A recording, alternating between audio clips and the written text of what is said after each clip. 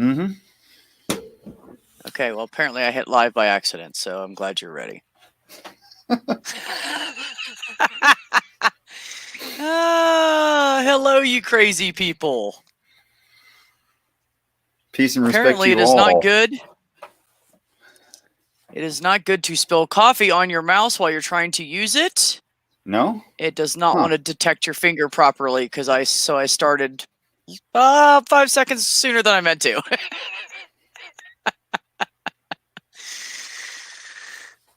It's a rare stream, guys. You got a brother and sister up here who absolutely don't agree on shit. No, that's not true. That's not true. We agree on some things, like we all agree on most things that are not biblically related. The sky is blue, or some shade of blue. It is. Yeah. Normally, I mean, without clouds and stuff, you know. Well, let's see, what else do we agree on? Oh, that we had an awesome mom. We agree on that. That's a pretty easy one.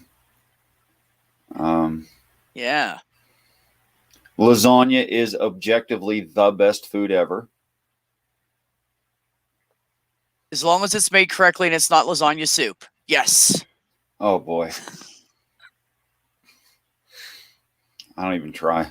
That people in general, that people in general are good-hearted, and most assholes are just hurt, so they take it out on others, but they're not really assholes. I'd say other than birth defects, I'd have to agree with that. I think that birth defects would be the only exception. Yes. Yes. But then you're right back to it's not their fault, not their choice. Right. Absolutely. So you can't really fault them for something they cannot control. Right. Like, you can't fault me for being so good looking. It's not my fault. Right. Blame mom and dad. You know, I'm just saying. It's a genetic thing. I mean, you can't really claim any choice about that, you know. It is what it is, you know. I mean, at least I don't remember going to the mall and selecting my looks. You know, before I had a physical self. I don't remember doing that. No, never happened. Never happened. I'm pretty sure when mom was pregnant, she was not a mall goer anyway, so wouldn't have done you much good. Yeah, you had back in those years, you had to be in a pretty big town to have a mall. Yeah, we drove like 50 some odd minutes to get to a mall growing up. Well, yeah, but I mean that was what your ages, probably 7 through 13, something like that. 6 through 12, yeah. Okay, fair enough. But I mean, that was like that all except for whenever we lived in town for a short period of time. Hi, Jim. Thanks for showing up. Which Jim? Yeah, Brain Bug, you want to come in? I'd love to pick your brain. Let me get you. Let me shoot you one on Twitter. Just throw it up in the. Oh. Okay. Well, I guess I could throw it up in the. I got it in the side chat. You got it. Yeah, I'm already on it. Yeah. Yeah. All right, to anybody I do not know, I would prefer to see your smiling face before I put you into stream to make sure you're not some psycho crazy flasher or something. Right. So. Because that does happen. Think we have Nels. Nels. We're gonna have Nels some one of these days. Yeah, in a minute. His computer thinks he's going to be there. Yes. It probably thinks he's already here, honestly. It could. It's hard to say. I haven't asked it. I mean, not that computers really think, but, you know, it has deduced. There he is. Peace and respect. Oh, hi, Sunshine. He'll catch up in a minute. He gets a little blinky here and there. As do I. I can't say anything. I'm randomly blinky. Anyways, so yeah, before we came on here, we were disgusting. Yes, Disgusting something. Yeah. we were discussing how certain Christians will just destroy what everybody thinks about all Christians. That's what we were discussing. That's truism. And how horrible that is. I don't know. I think that if I was going to make an argument against evolution, I would try to first understand it. Seems like it would be a good idea. Or if I was going to get super literal in the text, inappropriately literal in the text, and say that we live on a flat Earth with a dome over it. If I understood that's what firmament meant, which it really actually doesn't, then you'd think I'd like gather some actual evidence for my case, you know? Right. Well, and although you and I disagree on the generalized topic of religion, there is one thing we do.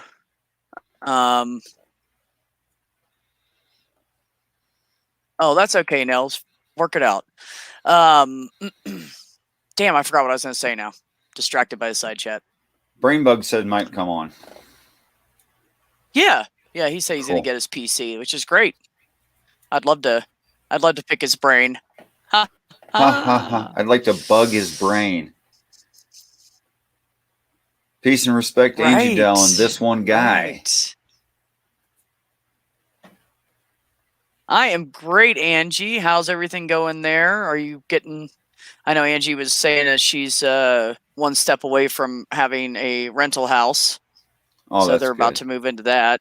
Have people been supportive? She said something about... let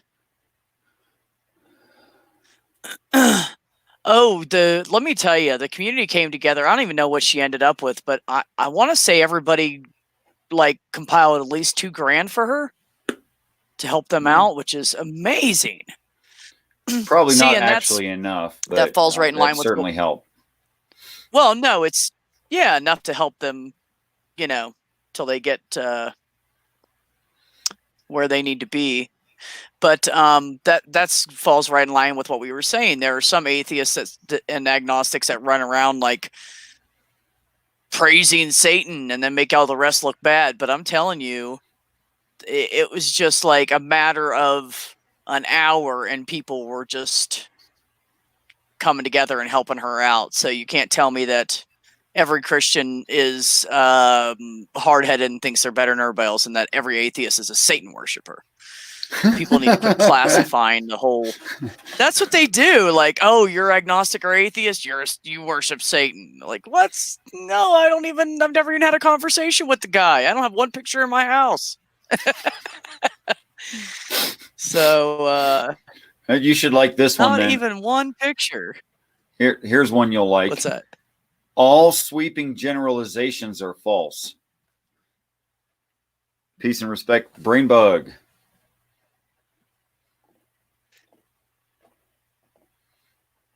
You are muted somewhere Angie. besides StreamYard. Brainbug, you're muted somewhere besides StreamYard. Yes, you are, sweetheart.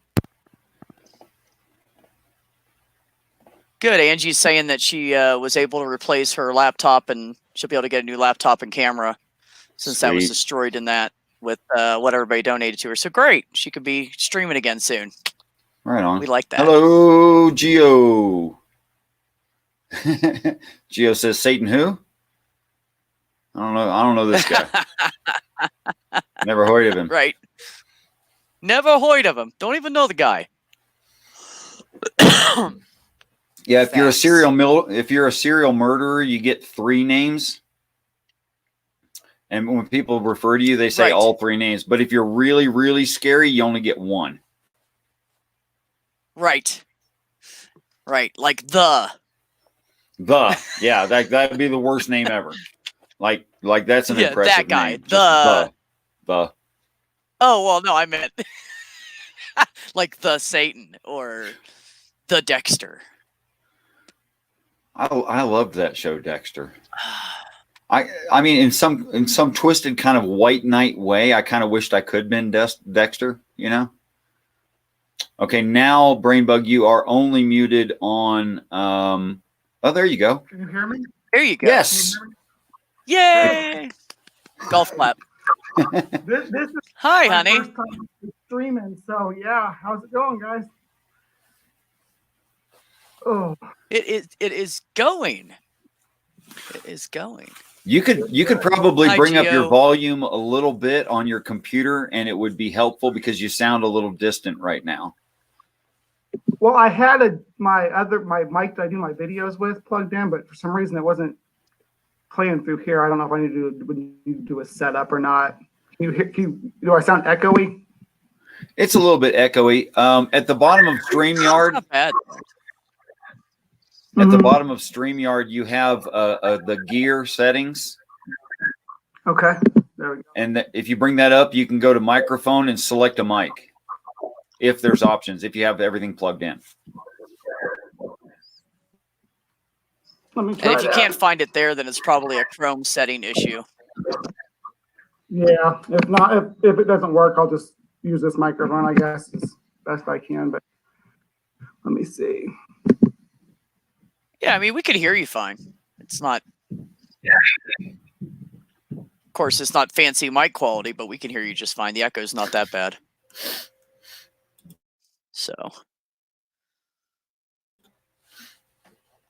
Yeah, I've been trying to randomly go on Brainbug's channel and check out some of the videos, and that latest one was really cool. I really enjoyed that. What was it? Well, I actually had two videos. Had one released yesterday, and then I released just one of the update videos this morning because people were asked about the baby mantises. So I always like to talk about those when I get a chance. Hopefully, they'll survive. Mantises do a what they call like a K strategy reproductive process. So they'll have a whole lot of babies come out of there, but only a few survive, kind of like what like sea turtles do and other things sauropods used to do. Just have a whole bunch of offspring because there's such a high mortality rate for them, and that's something you run into with mantises and walking sticks too. But walking sticks are interesting because they'll actually do they don't actually need to mate; they can do parthenogenesis, which is essentially the female will have babies that are a clone of themselves, and it's something you see in actually in tetrapods too, like baronid lizards will do it. There's a few different species of lizards that can produce asexually. There's actually a species in North America that is strictly female, and they reproduce asexually, but they do go through the motion, so they're lesbian lizard clones is what you're looking at there. Why do we have an understanding as to why there's no males in that populace? I don't know enough about it to get in too much details, but I do know that that's just part of their natural process as far as our involvement with them goes. They're the ones that are this population is like that. There's I believe, and I have to fact check that, but I believe that there are related subspecies that do produce sexually too. So I don't think it's that they can't. I think that it's that they became isolated and this became their method of reproduction that they depended on to keep the species going. Maybe like a survival mechanism in their genes. So I heard something Christian say the other day that I think will bug the crap out of you. Forgive me the pun, but you might speak to it and enlighten them, and maybe they could be a more honest human being afterward.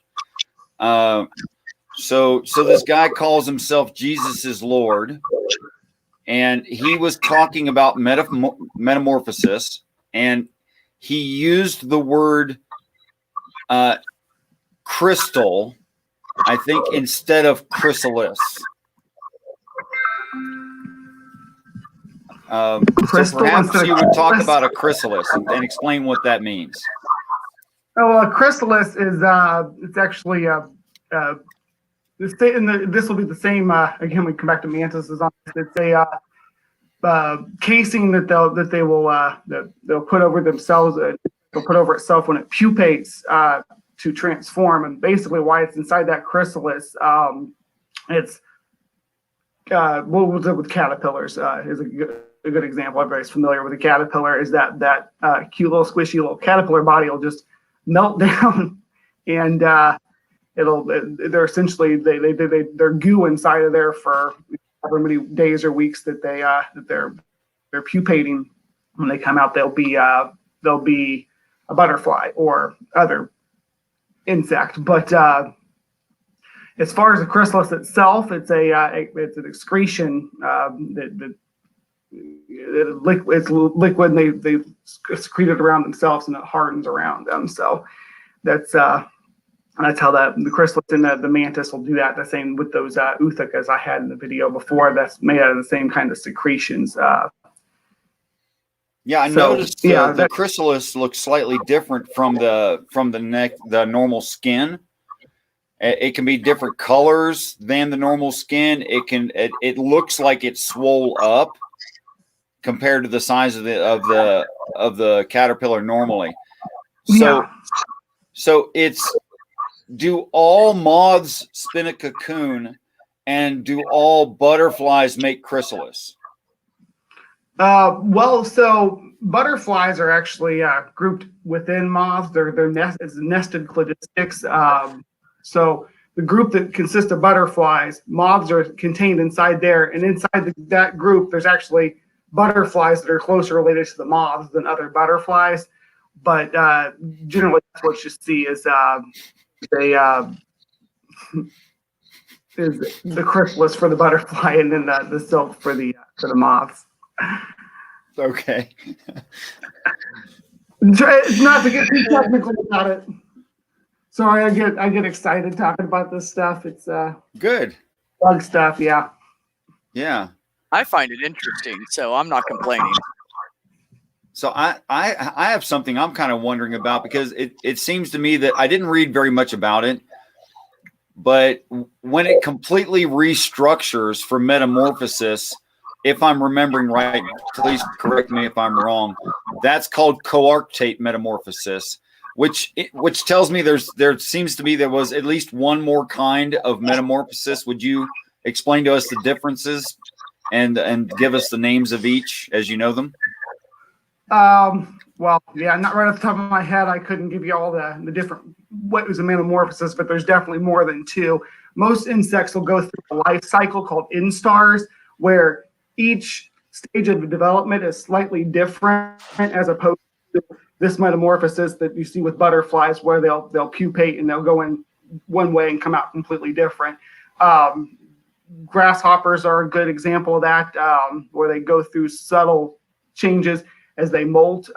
Another thing I can talk about praying mantises doing is they go through the instars, and each stage will be slightly different. And some species, the female have, oh, hi, Mr. Shadow Kitty.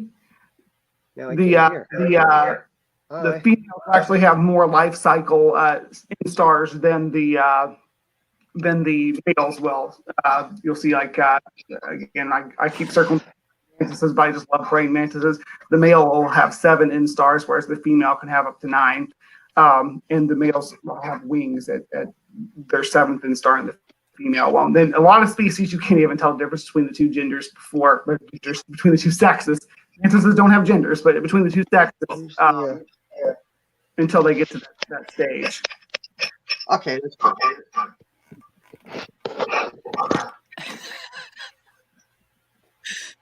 Poor Nels. He's just having a hell of a time this morning.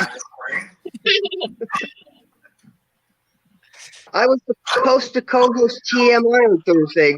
I'm on my wife's phone.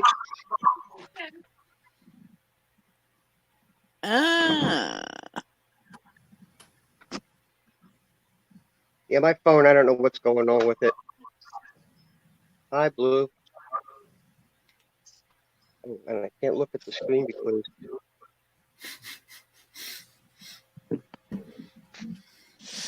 So So, anyways, Brainbug, you were saying.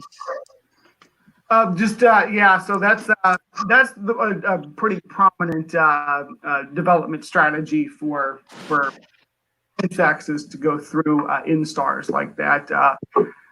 But going the chrysalis and from larva to chrysalis to adult form is pretty common.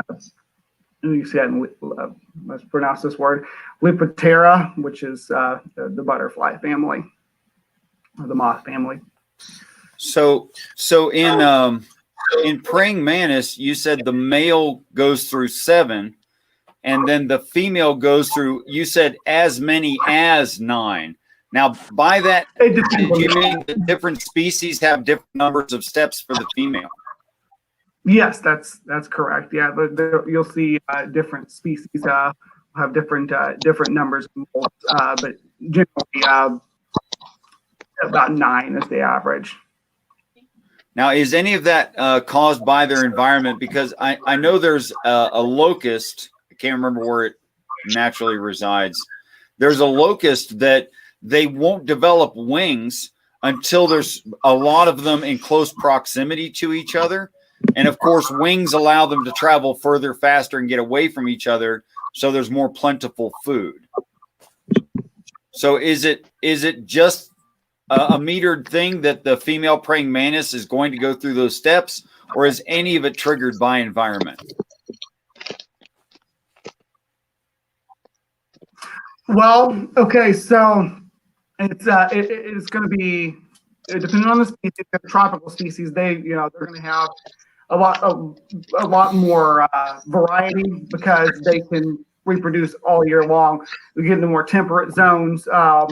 You run species that do have an overwinter period where there's a cycle where they breed or they breed. The male goes and dies. That's the situation where you see the female eat the male, and then they hatch and go through this cycle. Now the females, as I have the large female that I haven't should have brought her on with me, but anyway, the females they will live longer than the males. In addition to having the additional steps in their life cycle, and if they don't breed, they'll live even longer because after they lay their eggs, after they lay that ootheca, they're done. They don't have much more time after that.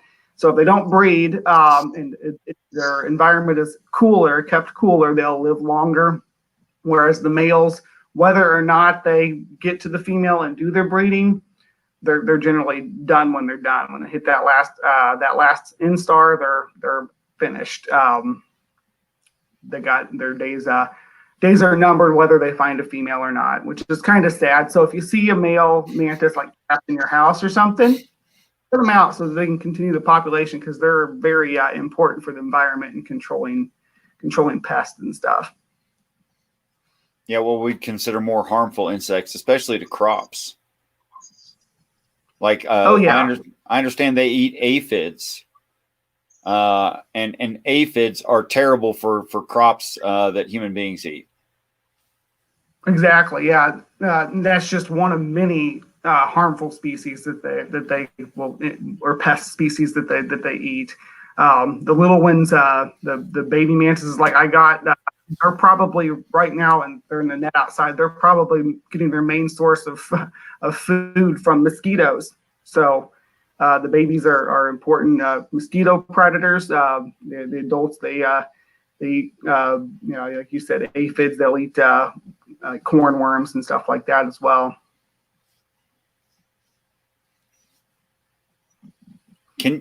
By any chance, can you tell me what a mosquito hawk really is? Have you ever heard of that one, mosquito hawk?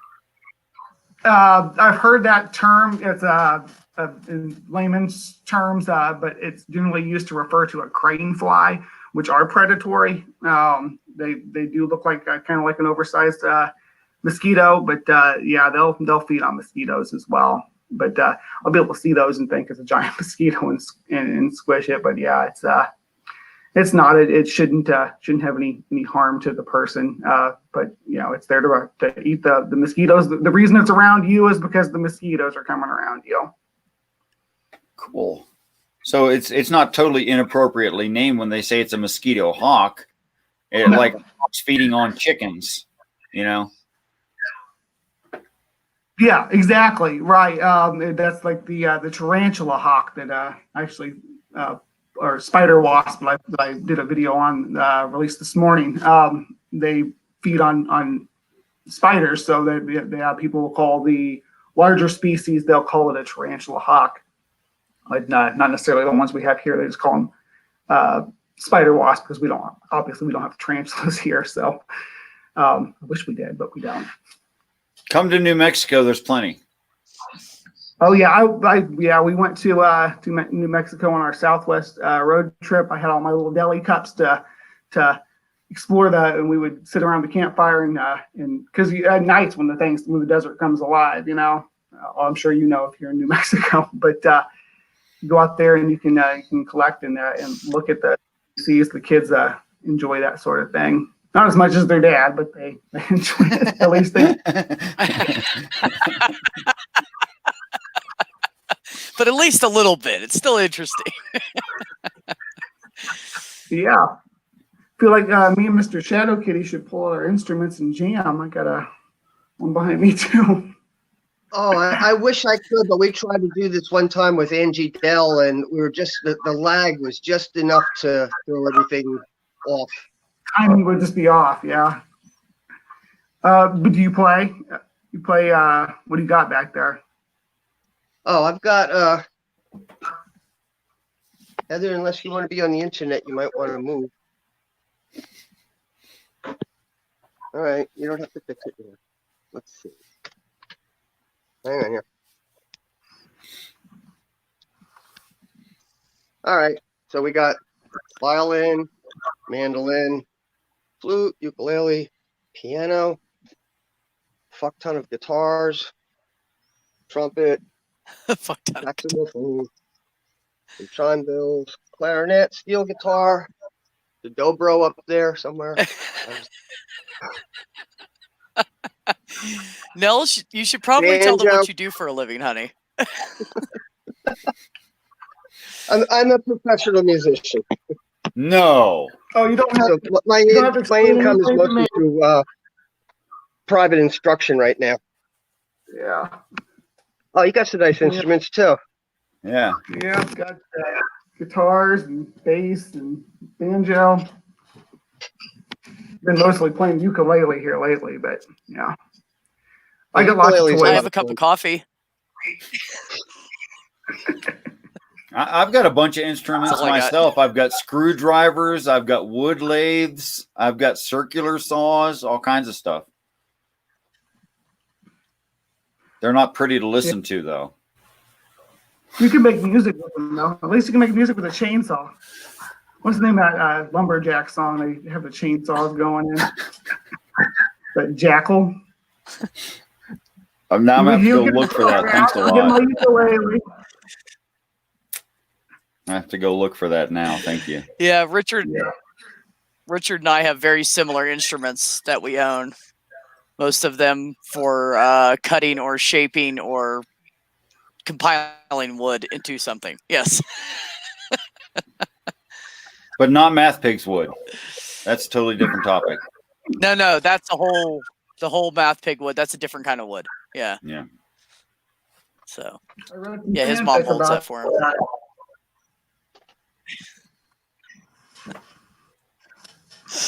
Oh, that's good shit. So Brainbug, how long have you been doing this for? Like, did you get into this when you were a kid or what? Oh yeah, I've always been a huge nerd. Yeah, but I would spent my time in my 20s as part of this like community of nerds on forums online, mainly one that's carnivora.com. I think it's still active. I think I might still be a moderator there. But so we were big nerds, and we spent all this time looking at these new new research papers and ecological schematics and nerding out about all this animal stuff. And I just fell into the role of the bug guy because I was so interested in that topic. And then I started collecting insects and stuff wild here. I would someone would say, oh, I got this nice big garden spider at my house, so I'd go get it and I'd let it live in my garden instead, so I could watch it because I love looking at them. And then we started getting into the tarantula hobby, where you breed them and you trade them and you swap them. It's kind of like Pokemon. Actually, that's what Pokemon was based on, is exotic pet trades with kids in Japan.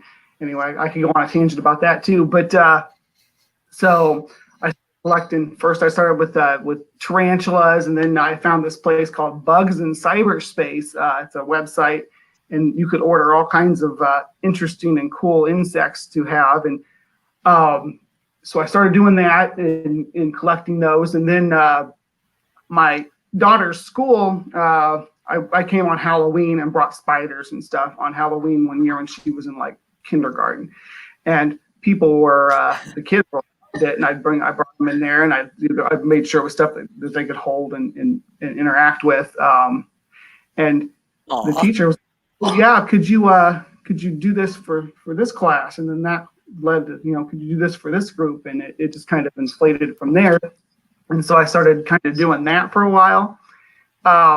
So that's just kind of what led me here. I really I kind of put it on the back burner for a while to stuff in my career. But, I'm really kind of jaded in my career now, and now I'm actually thinking about pursuing something in ecology and going back to school. I've actually been talking to a few people about prospects of that. So that's my next step. But that's how I got to where I am. Just how extensive That's is awesome. your collection? Right now it's kind of small. So a lot of the insects that are big in the hobby are seasonal. They live for 1 year. They say 1 year, but it's usually about 18 months. So you got to order, restock, or breed, sell every year. But due to the pandemic, we're not seeing so much of that this year. Nobody has any mantises, which is my favorite thing to raise each year. So we didn't have any of those. Didn't have any stick insects. Right now, I have just my tarantulas, some hissing cockroaches, and actually I just lost my giant centipede. So I preserved it. That's a big one right there. She was about Wow. inches long or so. Yeah. So I tried to preserve her here. We'll see how well that preservation lasts. She's a pretty big bug. Wow. So That is kind of big. low, but hopefully I'll be getting some more stuff. Definitely more stuff to interact with.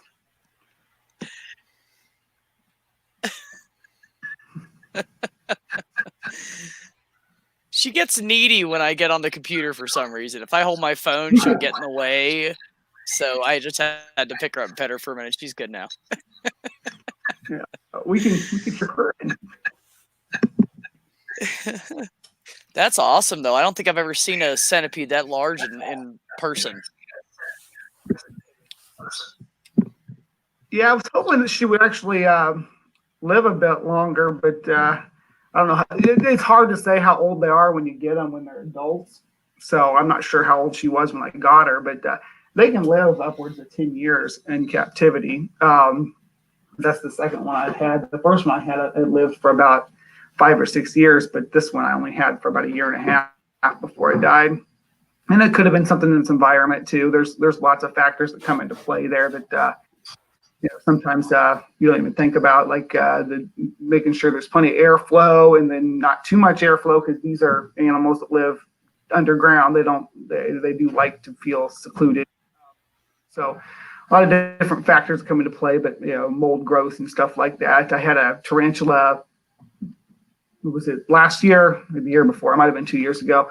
That when spring came around, it had its terrarium there by the window, and little to my knowledge, some ants had moved into the back of its cage. But by the time that I found out about them and got in there to try to get rid of them, it was too late. They'd already killed her, because they find a big spider in there where they just colony, they're gonna want to wipe it out right away. But yeah, it was a really sad day when that happened, and yeah, ants are a nightmare for anybody trying to keep spiders. You get them in your terrarium, you got to get them out fast. Oh, okay. Richard, growing up, Richard had a tarantula, and he just loved that thing. And he one day had me stick out my arm and set the tarantula on it, and then said, "Don't move. That cost me a lot of money. Don't hurt it. Don't hurt my tarantula. You'll have to owe me the money." And I'm standing there like, ah! Do you know what kind of tarantula it was? It was a red-legged Mexican. Oh yeah, okay, like red knee. There you go. Yeah, Red knee, yeah. Brachyopelma smithi. I'm willing to take your word on that one. You know what? If you call me that one more time, I'm kicking you out of here, buddy. This is a family show. You can't just be spouting off stuff like that. Yeah. That kind of language isn't allowed. Fuck that. Well, yeah. Oh, that's good shit. That's my response anytime somebody says something. I have, being the area I live in, there's a huge, large Spanish community. So they come in and they'll say something in Spanish to me or to somebody else. And I'll say, "Hey, if you call me that again, I'm kicking you out of here." And they just crack up laughing. And I tell them, I'm really white and I have no culture. So you'll have to tell me what you just said. I have no idea what you're talking about. Yeah. So me and my wife, I've actually been doing, since we're quarantined, we have nothing to do. We've been doing Duolingo, and she's been learning Spanish, and I've been trying to learn German. But yeah, it's something to occupy your time during the quarantine while we're all on lockdown. Right. Farfignugan. Gesundheit. Yeah. That's where I'm at. That's all I Right know. on. With the German, yeah, you're off to a great start. Got the basics Thanks, to German honey. already down. You're good to go. Yeah, Brainbug, if there were some, I don't know, what are the appropriate age ranges? Say a 5-year-old kid, say probably about the next graduating level would probably be about 11 years old, and then say someone who's about 17 years old.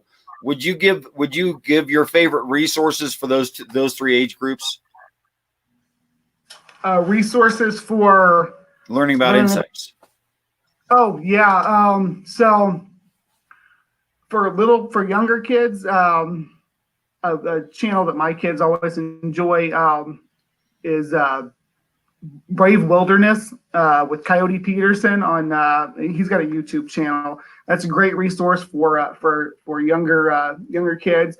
The older you get, the more and more I'm going to suggest looking into primary resources, looking at stuff that's published in Nature and Science and stuff like that to make sure that your information is accurate. Because that's what my whole channel was built on. It was the fact that there's so many like we call them old wives' tales about different insects and spiders and centipedes that just aren't true. And there's stuff that even the scientific community had just thought was true for centuries. Now as the field grows, we're learning that maybe these things aren't as cut and dry as we always thought. So that's what it was built on. So starting off, look at the fun stuff. Look at there's plenty of children's books. National Geographic puts out kids books regarding insects. What they call those life science books that you'll see in most public libraries and school libraries. Excellent beginners to jump off into learning about insect facts. But as you get older, so you start getting more critical thinking skills. Definitely delve into looking at primary research. You don't necessarily have to get a subscription, because those I don't know if you all are familiar with the primary journals, but some of those run a pretty pricey ticket on that. But for the most part, you can garner a bit from going out to Google Scholar and seeing what's available for free, what papers are published for free. And the secret in academia for that is why buying a copy of that journal might cost you quite a bit. Sometimes you can reach out directly to the author, and those people are just thrilled that someone wants to read their work, so they'll give you a copy, send you a copy, so you can read it if it's a topic you're interested in. But I try to always cite that in my videos too. If there's primary research that I'm referencing back to, I'll put those links right below my video. But that's where I'd start. And man, I'm just rambling on. Any other questions about that? No, you're fine. That's great information. So did that lead you into like photography? Because obviously you take pictures of stuff of them, right? Yeah. Well, I try to. I don't have any technical training on photography or macro photography. I do have a macro camera though that I've just got, but I got it and it came with and I bought a cheap. I didn't want to spend a whole bunch of money on a camera until I figured out if I was going to like it or not. And it comes with a hard disk to load the software on, and the only computer we have in the house that'll run it is the family computer in the main area of the house, and it's not really a good environment for me to be containing bugs in and trying to take pictures of them. I was expecting something more portable when I ordered it, something I maybe would be able to hook into my phone or at least into my laptop and just carry around with me. My laptop doesn't got a disk drive, Right. so yeah. So no. So yourself, you have written to some scholars and they've sent you some of their work, and they weren't. Go ahead. And they weren't pretentious about it. So I guess I could say that people who are into insects are more down to earth. Yeah, and this rolls back to This rolls back to insects, really biology paperworks and stuff like that. Those authors generally, they not only are they willing to send you the paper, sometimes they'll interact with you and you can ask them questions about their research. That goes back to my days when we were on those forums and we'd get into debates about something. We're like, you know what, let's reach out to the author and see what this data set really confirms or what have you. It was and it was really eye-opening to me too, because they seemed so, before that they'd always seemed so far removed from interaction that this is a famous biologist now. This person doesn't have time for us, but they're happy to share the information, because especially it was a niche field like entomology that people just love talking about bugs. I got tons of just people who love talking about bugs on my Twitter feed that I interact with, and they do papers and they'll link them on there. It's a great community, and there really are down to earth people. I just realized that you're a lot like Digital Hammurabi. Oh wow! I think that's a huge compliment. That you're creating this bridge between the scholarship and the layman. So I think that's important. That's pretty cool. Absolutely, yeah. That's what we need, because if you look at some of these statistics, and Mama Atheist was talking about this. One of the live streams they did a few days ago, that they do these surveys about scientific literacy in the U.S. and we see this huge backslide over the last 20 years. It's a ridiculous backslide on what Americans understand about science and what Americans understand. Well, not even just science, about I'm not going to get into politics, but about politics, about religion, which is something that you talk about quite a bit there. And I understand the politics and religion, because there's always the stigma, and there's always that saying of one thing you don't discuss is politics and religion at school, at work, or whatever. So we created this whole generation of people who were ignorant and illiterate to what the terminology in politics mean, what they're illiterate to the whole topic. I understand that about politics and religion because we were always taught that, but I've never been able to understand why we're seeing this backslide in science. There's never been a stigma to say, oh, you can't talk about science at work. You can't talk about science. Well, of course you can. So why is there this regression? It's a mystery. My best guess Probably might has be something to do with modern technology. Yeah. Well, Go ahead, Richard. I was going to say, I don't think you need to know much about metamorphosis of insects to work in a factory making cars. Yeah. And there's been a cultural shift towards that, and kind of the anti-science movement and anti-intellectual. And don't get me wrong, we need people in STEM fields, definitely. But I understand why they want people to be, also working and going to tech schools and learning those skills. And we do need people on the factory floors. I get that, but that's no reason to be afraid of science. It's no reason to push that agenda. But there's some religious undertones to some of that stuff, like evolution and stuff like that, of course. And insects, as far as evolution goes, we got a pretty robust record of their evolution and the changes that different species and different groupings have undergone.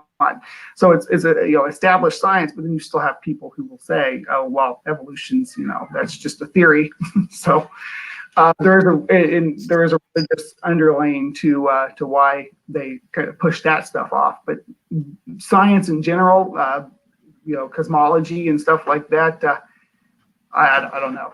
It just makes me sad that so many people are illiterate and we're just getting worse. And that's just in our country. I think that other countries are actually, progressing in their scientific understanding and in literacy. I think you're going to have to name the country because I think it's all very, very dependent on, where they are in their economic growth, in their technological advancement, et cetera, et cetera. Sure. I concur with that. Yeah, the United States is funny though. It seems that we've created a situation where our technology allows us a lot of time not working, compared to some places on the planet. Yet we don't necessarily devote a certain portion of that time to self-education and self-improvement. It doesn't seem like that's very popular, or at least it's not as popular as Game of Thrones anyway. Exactly, yeah. Well, Game of Thrones is sexy, though. People like sexy stuff, especially in America. Maybe we should make let's make science sexier. That's going to be our answer. That sounds good. That sounds like a good idea. What you need to do, Brainbug, is get a really intelligent, hot-ass blonde, brunette, and redhead, so you get all the categories covered. Have them wear swimsuits and then talk about science, and then you'll up the views on and the knowledge of science. Yeah, that would do it. If we could just buy, a good start would just be buy Bill Nye a better tie. So let's just start there. Not a fan of the bow tie? Well, it's not the bow tie that's the problem. It's the patterns that in the material that, give the guy a little class, something classic. And a hot assistant, right? Oh, yeah. Of course. Like a stage magician, just have someone holding up the research papers and. Okay, now that's freaky because that's exactly the thought I had in my head. Yeah, get a review. Maybe I should become a bug guy. I don't know. It's a lucrative market now. It's I just do it for fun. I'm not getting anywhere in the time that I'm spending doing it. So. Yeah, I've never heard of Brainbug, I've never heard of a bug mogul. So yeah, sorry. Go ahead. No, I haven't either. So just so you know, Tog said on the chat you should be able to download that software off the company website for your macro camera. so you can use it on your laptop. Have you checked into that? I haven't, because it was such a cheap and generic. I looked at the packaging and it doesn't have any name or anything on it. I got a 16-year-old that's a bit of a computer whiz, so I was trying to have him help me pin it down. He looked over the package for serial numbers or anything, couldn't find it. I don't know. I'll sort it out. Somehow. If I have to get a different one, and maybe you get what you pay for that in that matter. So can't complain too much. Touche. Well, thanks for the very, very small beginnings of an education there, Brainbug. I appreciate you, man. And Shadow Kitty, it was good to see you too. And I love what you're saying on the show, on the PTSD show. I love what you're saying and what you're thinking about that. And I wish you the best with that. I really do. Thank you. But I'm gonna see myself to the door because I made another promise aside from this one. So peace and respect to you all. And thanks for putting up with me. You guys have a great day. Thanks for coming by, brother. Love you. Love you too.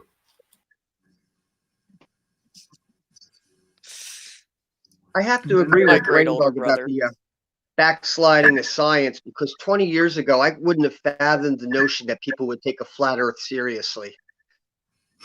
Exactly. That's the perfect. I know. Yeah. And say I've been I don't know where they got all this crap. Have they opened a book?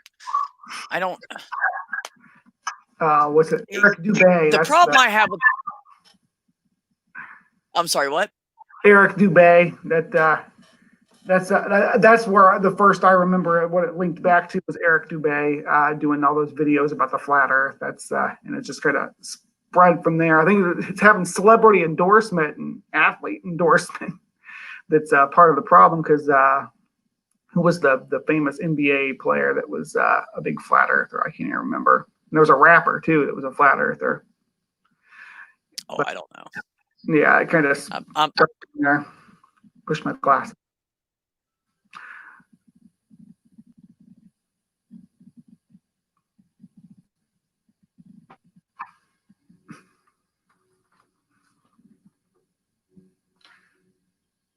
Oh, sorry, I got distracted there. A little bit of side chat crap going on about cookies, apparently.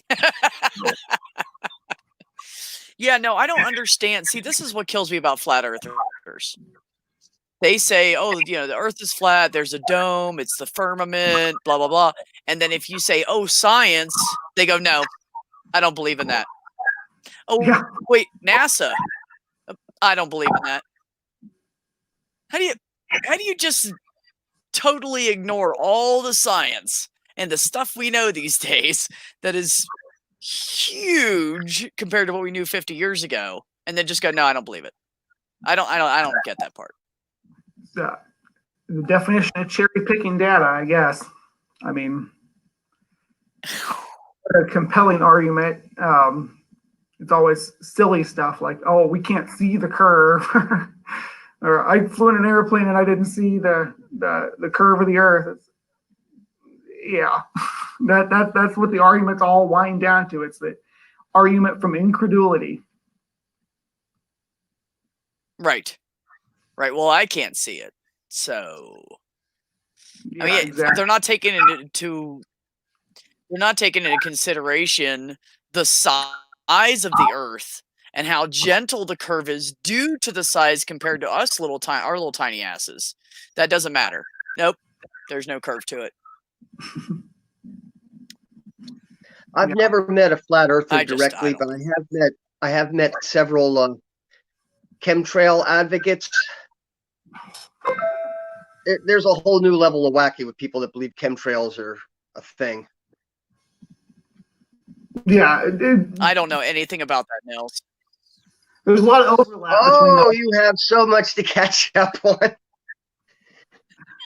There is a contingent that believes that the contrails that you see coming off the planes actually contain chemicals which are supposed to, I don't know even what they're trying to prove, population control, but they think that we're being poisoned by emissions coming from airplanes. Just airplanes. Well, it's So- apparently a government conspiracy to.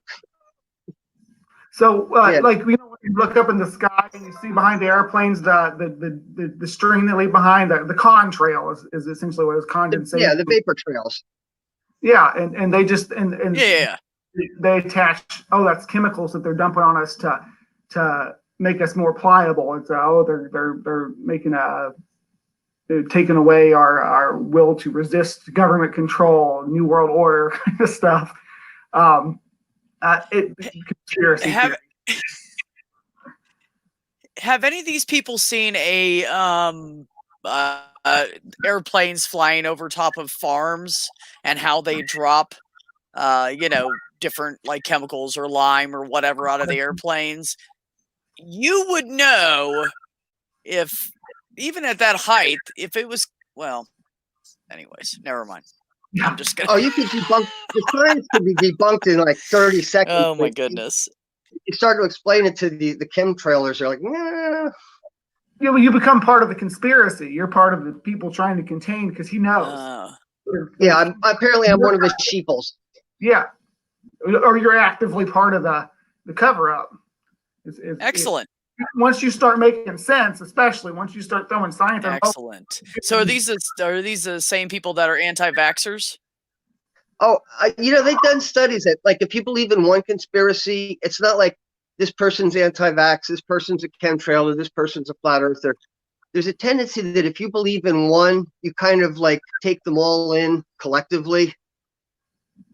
And you probably believe in astrology as well. And yeah, I mean, it's not necessarily a religious thing because there'll be, there can be people that buy into religion and people who don't have any religion that'll still swallow that woo hook, line, and sinker. There's a lot of people that are, I'm an atheist, but I believe in crystals or flat Earth or some other pseudoscience. So they do run a spectrum. There's a certain degree. You got down here. You got people who second gunman JFK, the moon landing was fake, and then you get all the way down here. I think flat Earth is maybe on the other side, one extreme to the other, and then there's everything in between, anti-vax and I said moon landing. There's people that think the moon's not even real. There's people that think that the moon causes cold. It's cold light. If you take the temperature in the moonlight, it's going to be colder than the temperature that's not in the moonlight. There's all kinds of crazy stuff that people believe, and you can find all of. Oh my God. Yeah. Yeah, we could dedicate a wow to debunking all that nonsense. Goodness gracious. Yeah, people just, I don't know if, I feel like the problem with almost anything that anybody's biased about, that the majority can say that's not true, is because they were taught by either some priest or pastor growing up, parents believed it, something led them into it. And I feel like it's like mental health issues as an adult. Most of the time it stems from your childhood, like we learn things as children, we get stuck in that, and we that becomes our belief. We grab someone else's belief, it becomes our belief, and then next thing you know, they're going down this rabbit hole of crazy ass shit that you just don't even like. How did you even get there?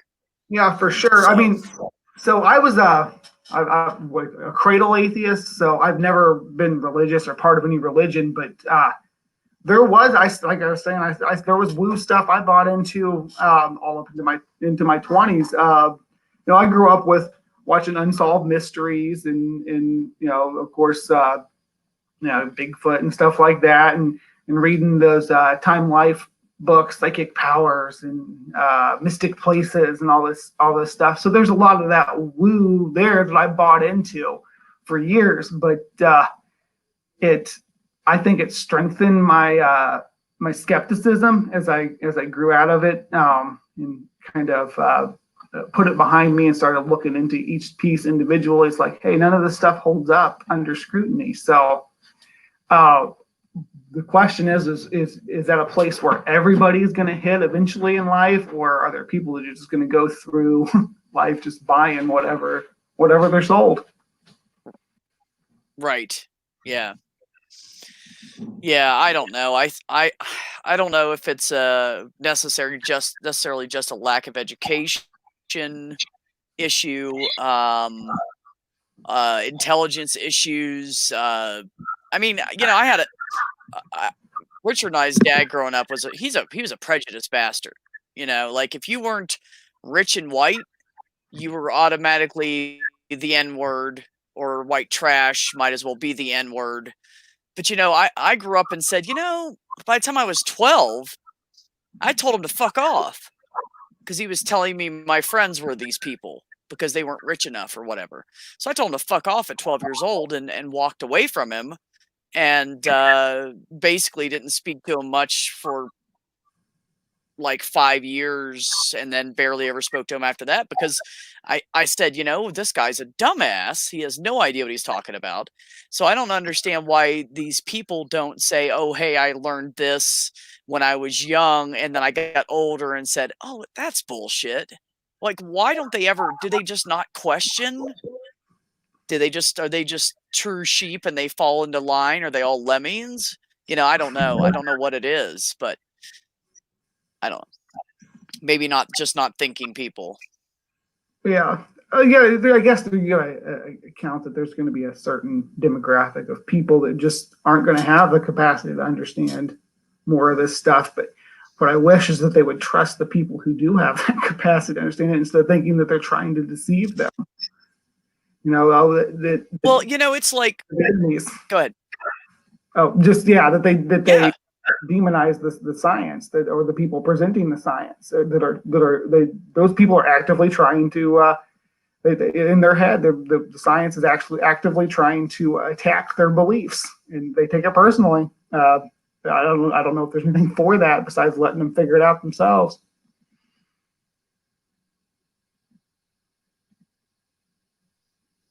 Right.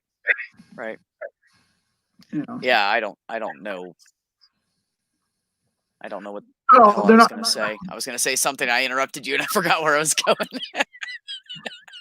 I probably interrupted you. I've been monopolizing all the time here. So I apologize, but I get excited when I get to talking about bugs and stuff, of course. But I got nothing but time right now to talk about bugs. But I'm glad you had me on. This is, I guess, the first time I've ever been on a live stream, so I appreciate it. I think I'm probably gonna step out here though, and leave you all for the rest of your weekend. Okay. All right, but yeah. Cool. Well, hey, no, don't apologize for talking a lot. I like that information. I'm not one to sit down with a book and just read. Like, I have ADHD. I fall asleep. But if people tell me something or physically show me something, I just pick up on it like that. So, no, I enjoy picking your brain about it. And thank you so much for coming on and maybe teaching some people some stuff and getting them interested in it, because definitely we need to stop closing the science books and start opening our minds. Oh, before you go, I realized what I was going to say. Take my brother, for instance. He started seeing stuff, reading the Bible differently, and he thought, oh, no, that can't be true. So he didn't stop referencing it. He went and tried to disprove it. He went and tried to disprove everything he believes, and he couldn't disprove it, which is why he came to the point of believing it. So if people would do that more often, they'd be amazed, one, what they learn, and two, that they can dispel that bullshit that they heard from someone else. The thing about Richard, it's like I may not agree with his conclusions or what he's come to. I do think it's fun to listen to him. I've always had a liking for that. So, but I appreciate that he's. Yeah, I don't agree with him either, but it is interesting. Yeah, that he's putting stuff under scrutiny, though, putting these beliefs under scrutiny and trying to look at them a different way. That's critical thinking, but yeah, I can appreciate that. I just don't necessarily draw conclusions, but I approve of the methodology. Hopefully, he continues to pick at things like that. All right. Well, Right. Yeah. thank you for having me on.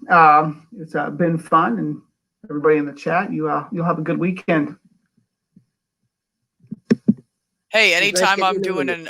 an open hangout, you're welcome to come in. And he's gone. Hi, Nels. Hi. Let's do an improved, honey. Oh, well, I'm just I'm trying to get my sunflower garden together now at long last. So now that I got a lot of free time and the weather's getting a little warmer, I usually have them in the ground and sprouted by now, but so I'm getting a late start. But at least I'm taking the initiative. It's been darn cold here too. Yeah, I don't. What's that? It's been darn cold here lately, so. Oh yeah. Yeah.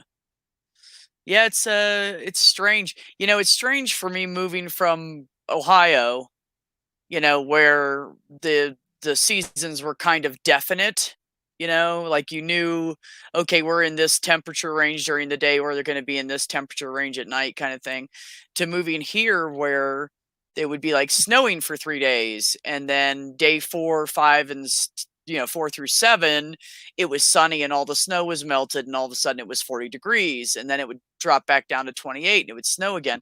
And so here during the day, it's been like 78 to 80 degrees, and then at night it drops down like 20 to 25 degrees. So it's great because it's nice and cool out at night. I sleep so well.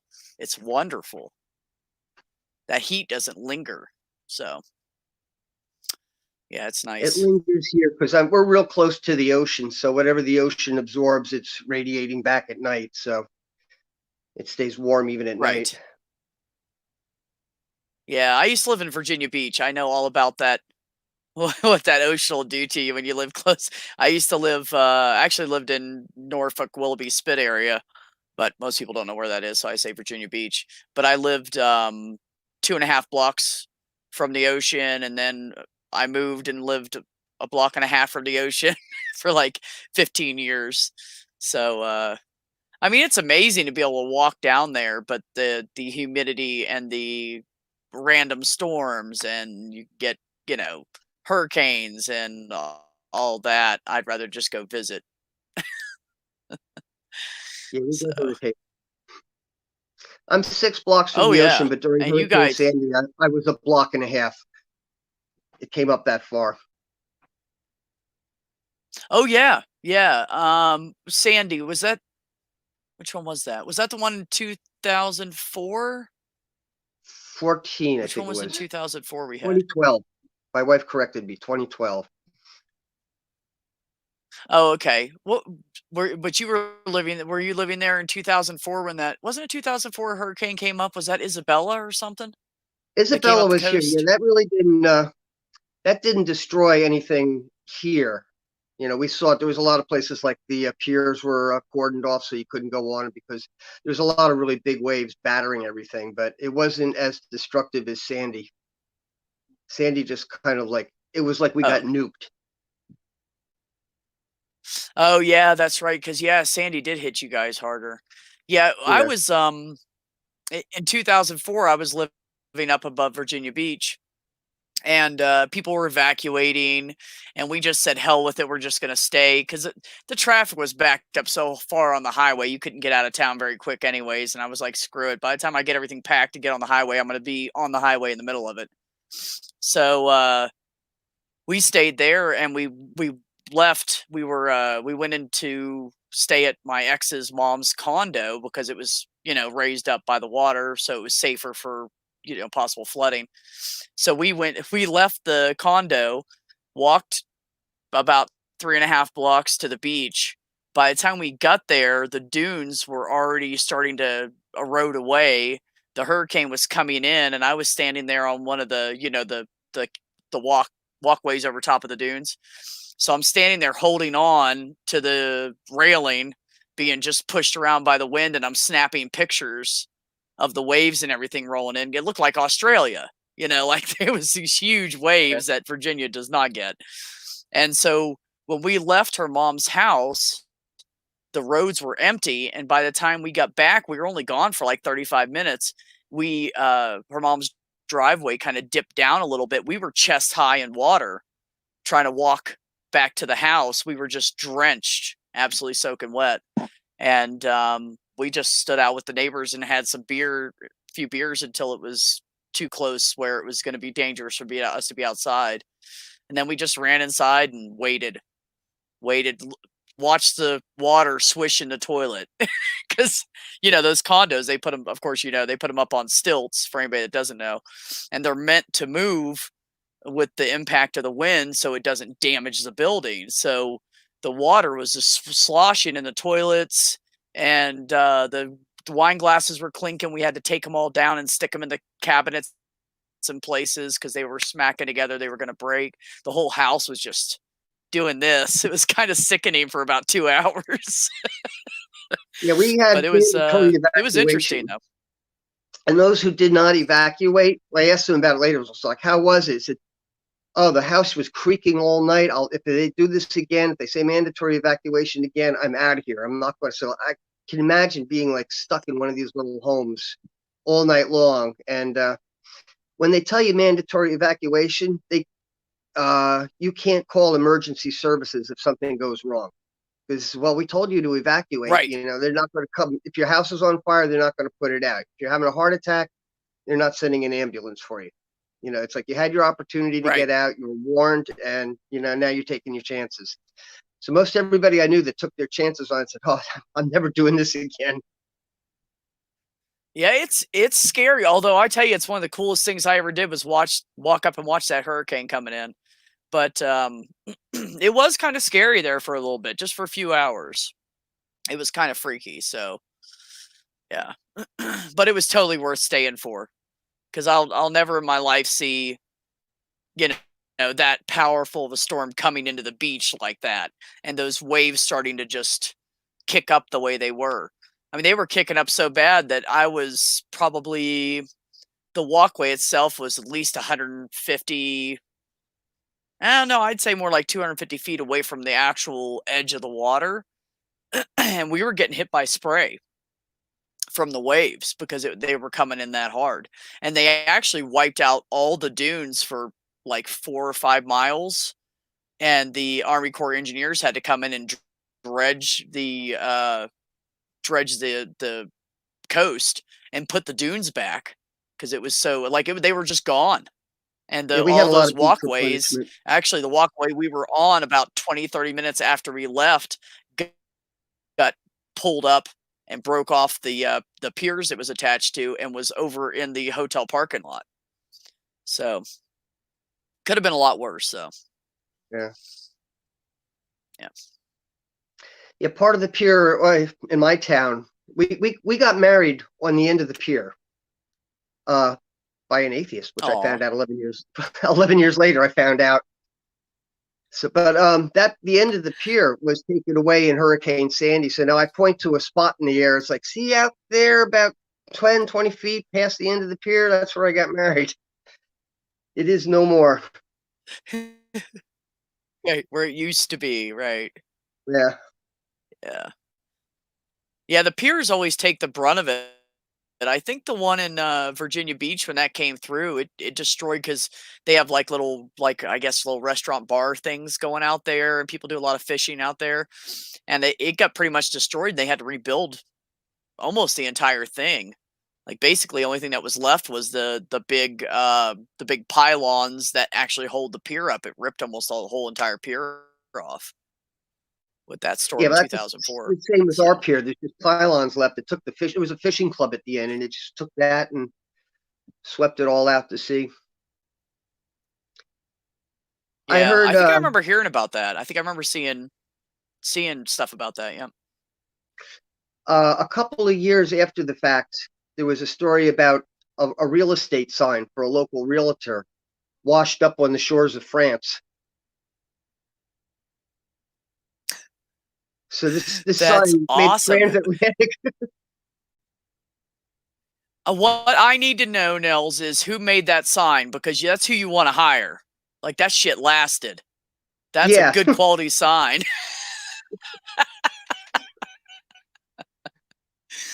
Oh, that's crazy. I hope Brainbug comes on and shows dinner plate size spiders next time he's on. That shit's great. That would be cool. As long as they can't get to me, I'll look at them. Yeah. Anyways, so yeah, the storms are crazy. And I honestly did not miss this winter the 4 to whatever feet of snow that we usually get. Like, I woke up one morning and I did a quick video and I said, "Oh, it snowed." I think it was like New Year's Eve or something, or New Year's Day.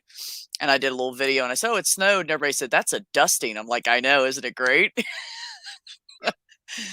So definitely doesn't there's not crazy winters, or here, even when it gets hot out, the breezes pick up because we're at 7,000, like 300 feet or something like that, 7,500 feet. So when it does get hot, there's always a nice breeze, and people are like, "Oh, it's so windy out. It sucks." I love it. I love it. I want that air to move. you know, it's not like living down in Florida where it gets hot and the air just stops, and it's just hot and muggy and nasty. So I think our elevation is about 14 feet. I'm not sure because altimeter's register is 0. 14, somewhere between 8 and 15 feet. Yeah. depending on where you're standing on my porch. Yeah.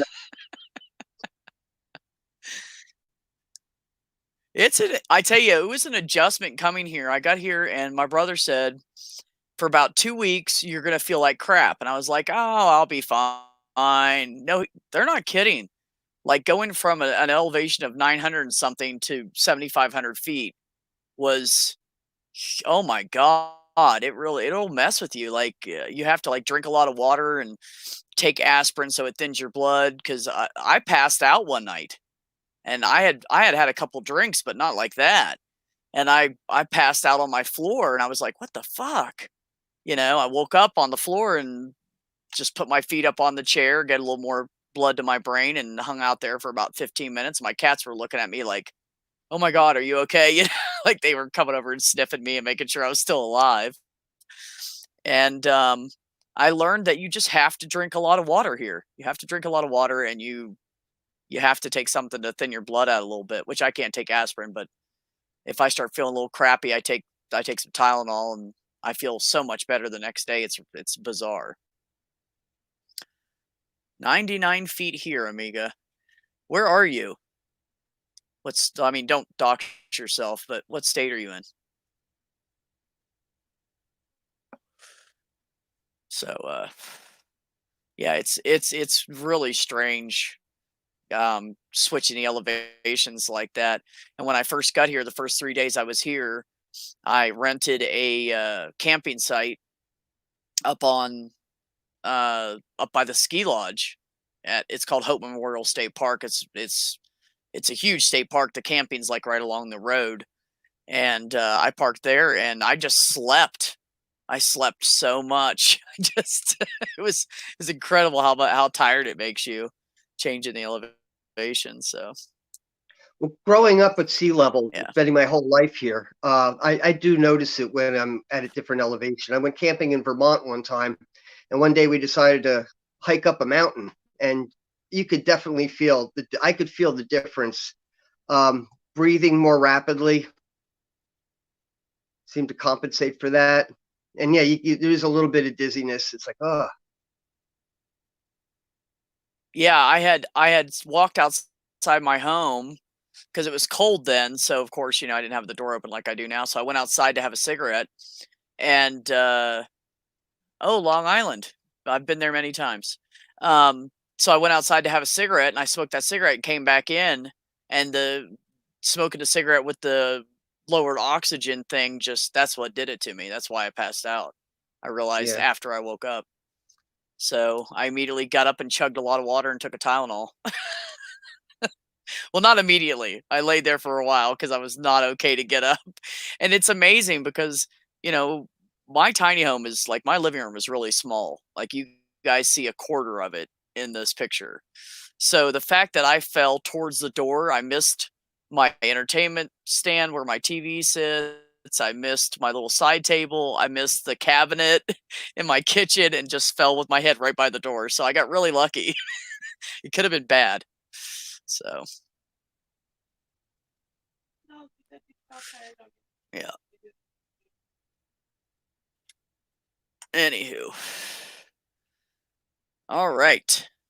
So I'm Well, gonna I kill got this tech stream issues and that I'm go. going to have to fix my tech issues before we can commence with our program. Yeah, I was telling you I wanted to do a stream on Wednesday. Our internet just went to shit. I didn't know what was going on with it. Eventually, my landlord got a hold of me and said, "Are you having streaming issues? Are you having computer internet issues?" I said, "Yeah." I said, "I got off of online. I went to bed because I couldn't get anything to work. Everything was just buffering." And so she reset the router that night, and then the next day it was fine again. But that's why I didn't do any streaming on Wednesday. There was just nothing. It was just shit all day. So, hi, Linda. Linda, Hi, Linda. what are you doing, Linda? You want to come up and say hi before we end this? I'm not very interesting, so I don't really have a lot to talk about. I don't do much.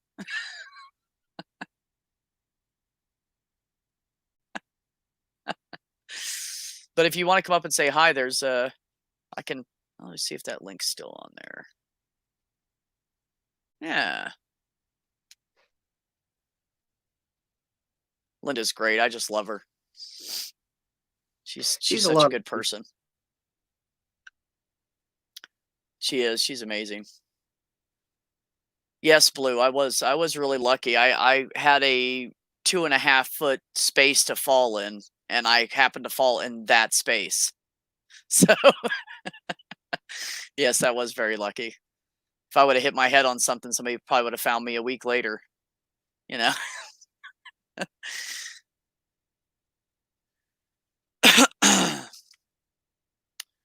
Anyways, of course, I've been through a lot of crazy accidents in my life and came out unscathed. So I figured there must be something I'm supposed to be doing with my life that's important because I keep living, and I don't know why. I fell off a roof one time. I was you know how they have the sunrooms, Nels, and Yeah. the roof's almost flat. Well, the guy that I was painting for had just put new roofing tiles or shingles up, so they were still really like gritty and loose, and I didn't realize it. And so he had a peak above his sunroom that was 16 feet up, and I had a ladder up, and I was on top of that ladder trying to paint, and the feet slipped sideways out from underneath me.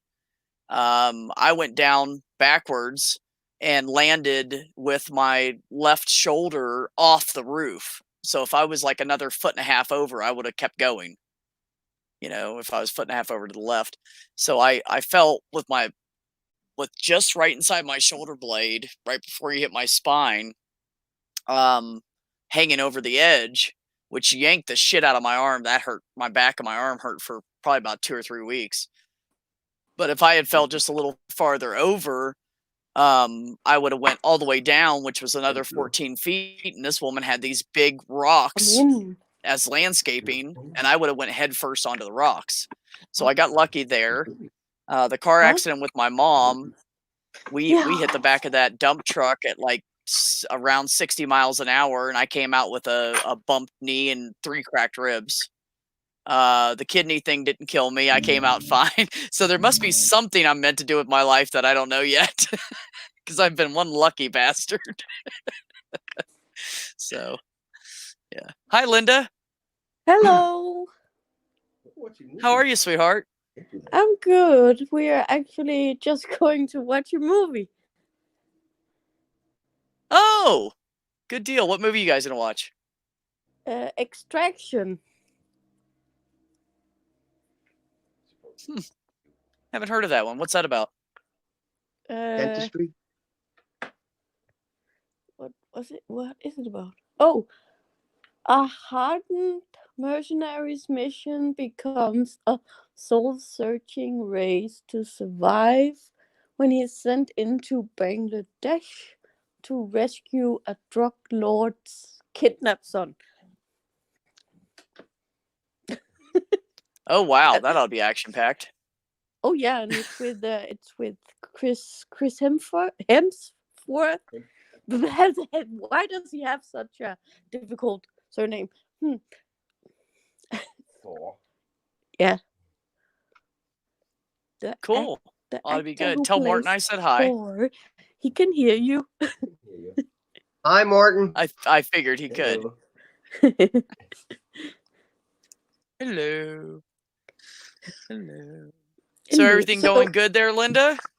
Ooh, yeah, actually it is. Good. Glad to hear it. I know you've been going through a lot of shit lately, so Yeah. yeah. Seems like a lot of people are getting kicked in the nuts around here lately in our community. Hey, what are you doing, dog? Stop that. Oh.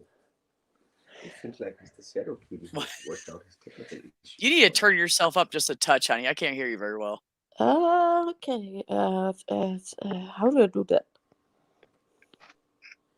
I'm on my phone. Oh, that's better. Oh, okay. Yeah, that's better. Well, cool. I'm glad you're doing all right. We're just hanging out and Yeah. bullshitting. Yeah, Yeah. we are about missed- to you- watch. Miss Brainbug, he was up here doing a insect talk. It's actually pretty cool. Damn it. That was Oh. great. Up until today, he was just a little blueprint with a wrench next to it. Yeah. Yeah. Yep. Now we know him. Oh, lucky you. I know. He's a very intelligent guy and seems like he's really like just like a nice dude. So it was Mhm. nice getting to talk to him for the first time and kind of find out a little more about him. Yeah. So I had Santi on my TMI. oh yeah? Hmm. He popped by.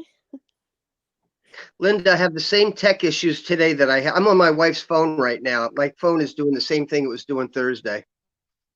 Oh, Does not want me to stream. that's a Amiga, stupid you've been through a phone. plane crash?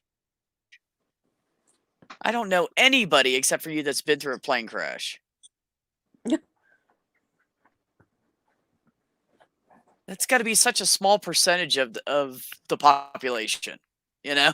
Oh, I lived through a plane crash. I'd probably never get on a plane again. I don't like them to begin with. I'd have to plane become a crashes are pilot. I like to usually be the one driving. the benchmark for what the most traumatic thing that you could live through. It's like, oh, I was going to live through a plane crash. Like it's the example given for the worst thing to deal with. So Right. Yes. I agree. you're Hey, Nels, have you ever listening looked to up on the- up the truck crashes on YouTube? The ones with the dash cams. Yes. Man, some of those are crazy. There was this one just blew my mind. So they're going down the road. They're like in Russia, I guess, or something. I think it was gonna Russia. say It's all all the best ones are snowy from and there's Russia. ice. Can I do? Yeah, because they drive like maniacs, and there's always ice on the road there. So, so there's traffic coming. It's a 2-lane road, and traffic coming both ways. And this guy did something stupid and hit somebody else. Woo! And then so the guy with the dash cam goes off the road to avoid the other truck. Both the trucks crash into a gas station pump, and there's a guy standing there about to pump fuel into his car, and he goes like this, and they both miss him. And by inches on either side of him, these two trucks hit the pumps and the pillar. Like, just I may have seen that I one. I've mean- seen some pretty hairy ones. that was the craziest. Like, that is the luckiest fucker in the world. Two trucks at the same time missed him, and all he did was this, like, shit, because he couldn't go anywhere. It was great. My wife said she's surprised that you could watch that. She can't. When I watch those things, because she's been in a couple of pretty hairy accidents. So when I'm watching these traffic dilemmas, she can't. It triggers her, so she can't watch them. So, Oh yeah. You would think that would do that to me still, but it doesn't. It used to. Like, if I'd be driving down the road, or even when I was in a truck and I would come up on an accident, I would get nauseous. And a couple times I had to, like, pull over the side of the road and get out and puke, because it brought back all that crap.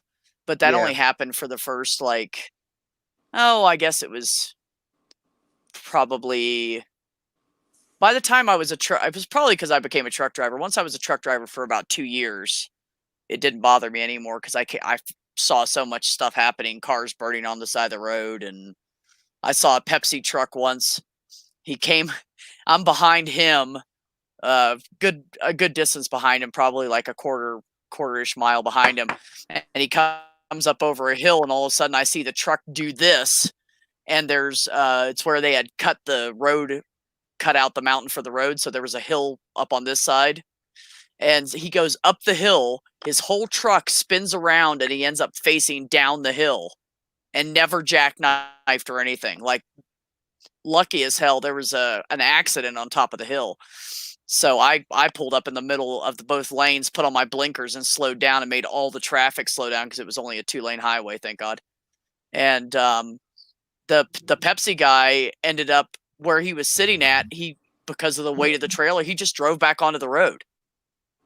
It was insane. I don't know how in the hell he managed. Like, just luck, just dumb luck. So, but I think seeing all those accidents numbed me of being triggered by them, after so many years of being on the road. So it's probably therapeutic. well, that's a topic we can discuss on the show at some point. The exposure therapy. Give you small doses of what shook you up, so you can get used to it again. Yeah, actually, that's a good point, because, we emotionally, we cringe, and then we run from this stuff. But sometimes if you embrace it and, make yourself deal with it, it can actually help you overcome it too. So mine was unintentional, but yeah, you're right. That's a good topic of what the exposure to what triggers you can do, whether it can help you or hurt you. I have to apologize for all the motorcycle sounds if you're hearing bikes going by. It's the weekend, and I it's don't the even hear it. shore. Oh, good. No. There's motorcycles hear going it. by every 2 minutes. Oh, well, I just came by to say hi. Hi, now, Linda. And now Hi. we gotta watch the movie.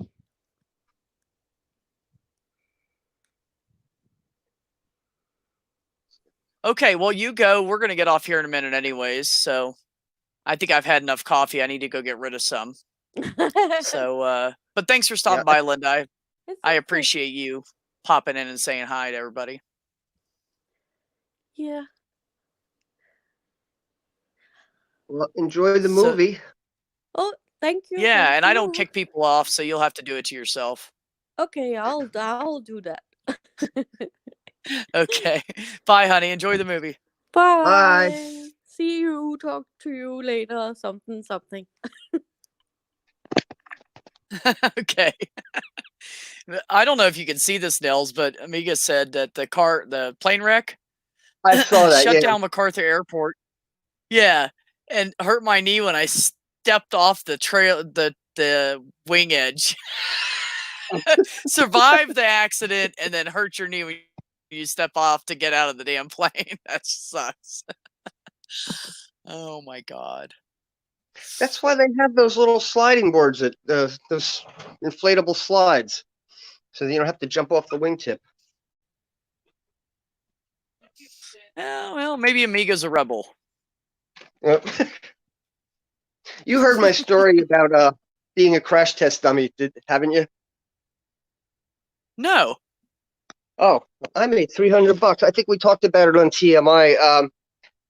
I was they went. There's a company, an aeronautics company near me that makes evacuation slides for commercial airliners, and they also make stuff for NASA too. But I was in a test group where they had to evaluate the slides, and so we were in a situation. We were in a mock-up fuselage that was like on a second story with a fake wing, and we would stand there like we were in the cabin of the plane. Then a light would go off, and a man would start yelling, "Move to the exit!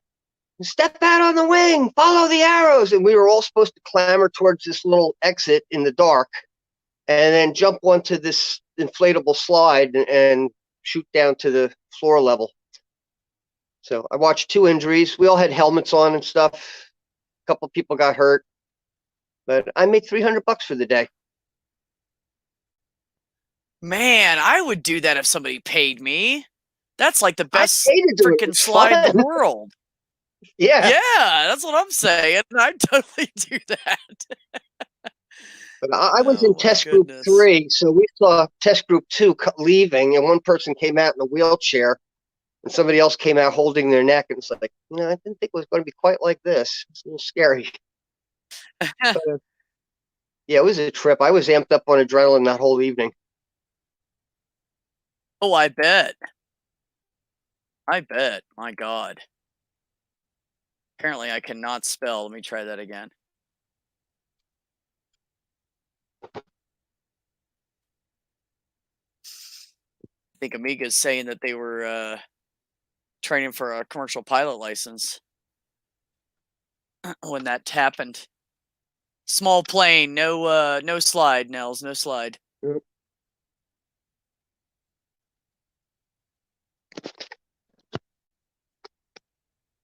Oh yeah, it's commercial pilot license. Do you do that now, Amiga? That would be really cool. I always thought it'd be cool to be a pilot. Because like I said, I have to be the driver. Or I don't like being in anything that moves me unless I'm driving.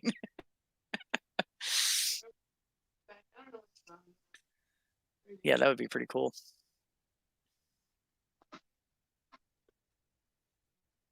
Yeah, so somewhere I don't on know some if I could do that for, somewhere on some commercial airplane is a slide that I slid down because they had to test them That's before they could sell crazy, them to man. the airlines.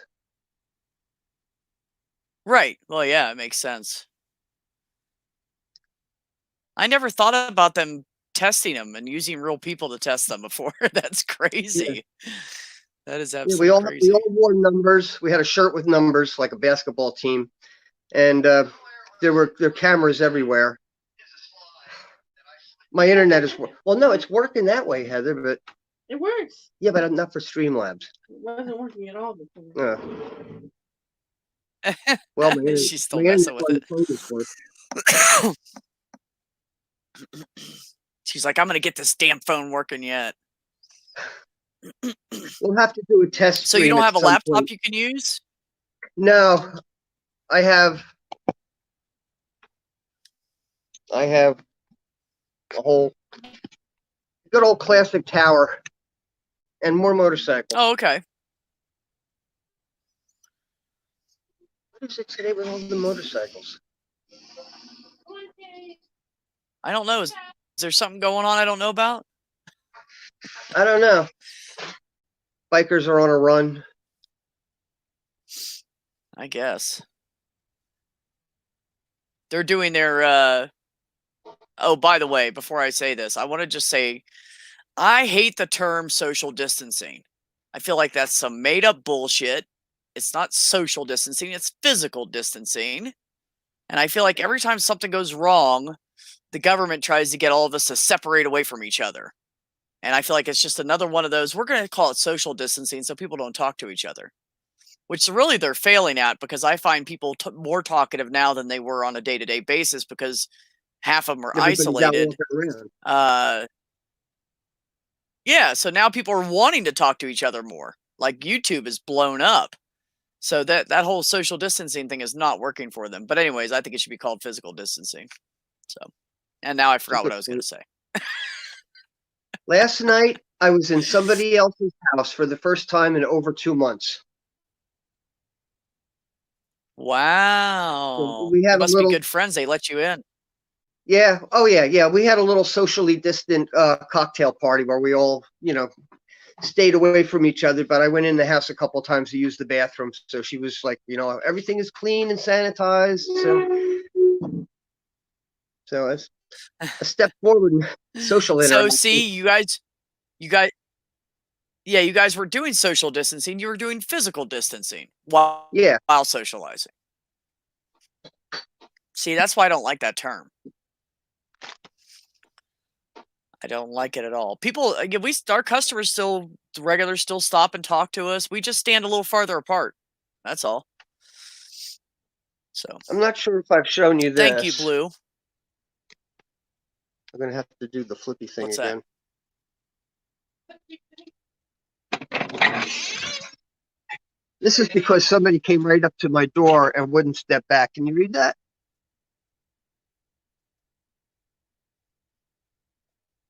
Observe social. Telling people to go back my to God, the bottom. They knocked on your door and just stood there, like trying to breathe on you. Pretty much. And then you see I have my 6 foot marker here. Yeah. That's great. I love you right now for that. That's awesome. 6 feet. Get away from my door. Please physically distance yourself from my area. Yeah, well, what happened was this was at the end of March, and somebody had a drive-by birthday party. Like all the classmates drove past the house, honking their horns and everything. So this one neighbor of mine knocked on my door. That's nice. It was nice. My one neighbor knocked on my door to tell me about it, and I'm standing there going like, "Step back." She's like, "Why? Are you sick?" I'm like, well, "Nobody knows. I don't know." She goes, so she leans forward then and goes, "Well, do you have a temperature?" And I'm like, well, "Can you just step back?" So I said, "I gotta have to literally spell it out for people now." Oh my God. Do you have a temperature? Like, let me get closer so I can see you. Yeah, to lean see if you have a forward, temperature. It's like my porch is 5 feet. Can you take a step back? Oh, that's funny. The only person that walks up to my door to talk to me is my landlord, and I'm not scared about the whole thing. I see it like this. I work in a drugstore. I'm around people all the time that you don't know what they have. We have a clinic in the store where people come in because they don't feel good. So I just think if I get it, I get it. If I don't, fucking great. I'm not stressing about it at all. So, yeah, Dave, she was trying to get a rectal reading. That's exactly what was going on. Rectal.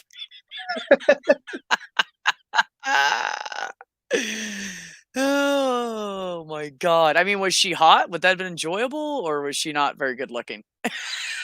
No, not very good looking. Oh, okay, And never mind. That's so obviously not very bright either. well. I mean, I feel like there's a percentage of an issue with that in the area you're in. What, of not very bright? Depends on where you're at in the state. Yeah.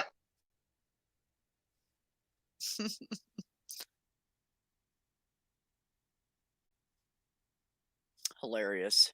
Dave's not here. Oh goodness. Yeah, I don't know. We have like this. We have 3 different types of people here. We have the ones that are totally freaked out by it. which probably everybody does, but we have the ones that are totally freaked out by it. They got gloves on, they got masks on, they come up to get rung up, and they don't want anybody touching anything. One guy had one of those electronic alarm system tags on his stuff he was buying. I was like, oh, let me get that off for you. We can't let him out the door like that. And yeah, true, Dave. Dumb animals. And so he's like, here, I'll pick it off. So he picks it off, trying to pick it off with his gloves. It's sticking to his gloves, and he's doing this above my hand. I put my hand out for it so I can throw it in the trash. And he's doing this all the way up here. So I raised my hand, and he raised his hand up. Like, he didn't even want my hand within 8 inches of his hand. He was freaking out that bad.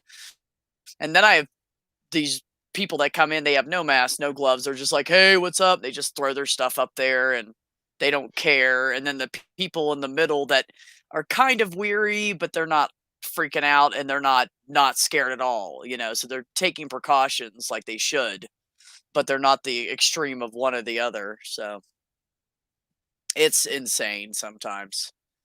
People just, and then I see them. This is what kills me about the whole thing, Nels. They go through the store, right? They got gloves on. They get their mask on.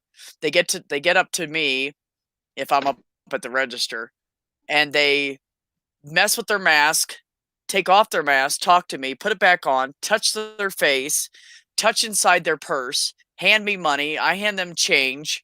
Then they put the change in their purse, and then they go out and get in their cars, and they never take their gloves off. I'm like, you've just touched everything. You just touched everything you own with the gloves that you touched the entire store with. But they're freaking out. I saw a lady in Walmart. She was touching fresh produce with the gloves that she had on, and then putting it back. So now I'm afraid to buy produce. I don't want to buy any fresh produce that something I can't heat up to above 160 degrees, because I don't know who's touched what. Like, are these people also going to the bathroom, wiping their asses, and never taking the gloves off, and then touching fresh fruit? It freaks me out. Yeah, exactly, Amiga. Forehead smack. The forehead smack. Oh my God. Shaking of the head thing. Yeah. I just don't. Again, we're going back to, I feel like, a lack of education or intelligence, one of the two, maybe a little bit of both combined. So I just, like, you might as well just take off the gloves and touch everything. Yeah, I agree. There was a luncheonette that we used to go to once in a while, and many years ago, before all this pandemic stuff. So we got our check, and I went up to pay it, and the woman's got gloves on, and she's making a sandwich. She goes, "Oh, are you all done?" And she takes the check and my money with the gloves on, tenders it, gives me my change back, and then goes back to making the sandwich again with the same gloves. It's like, we're not eating here anymore. Yeah. Yeah. I went to I think it was Burger King or McDonald's or something the other day. I was rushing to get to work, kind of thing. I had screwed around too long, and I just needed to grab a bite to eat real quick before I got to work. And the guys got gloves on, and they got the plexiglass shield across the window, across the top part of the window, and then this much space at the bottom to give people their food and their drinks and stuff. And the guy's got gloves on. He's got a cup. And here, put your money in the cup. Then he took the money out of the cup, rang it all up, put the change back in the cup, handed me the change, and with the same gloves, made my drink and pushed the lid down on it. And I said, "Excuse me, I don't really see the point in what you're doing." He's like, "Huh?" And I said, you just have everybody, do you guys ever change out that cup that everybody's putting their stuff in? Do you use a new cup every time? No. Okay, so I put my money in the cup that you don't know where it's been, and then you give me change that none of us have know where it's been, and then you just touch my drink with those same gloves. And he goes, "Oh, do you want a new drink?" And I said, "Yeah, and I'd appreciate if you took the gloves off and washed your hands before you make my next drink." Like, what's the point? People are defeating everything that we're trying to do to prevent the spread of it by just because they're not thinking. He said, "Well, I'm just doing what my boss told me to do."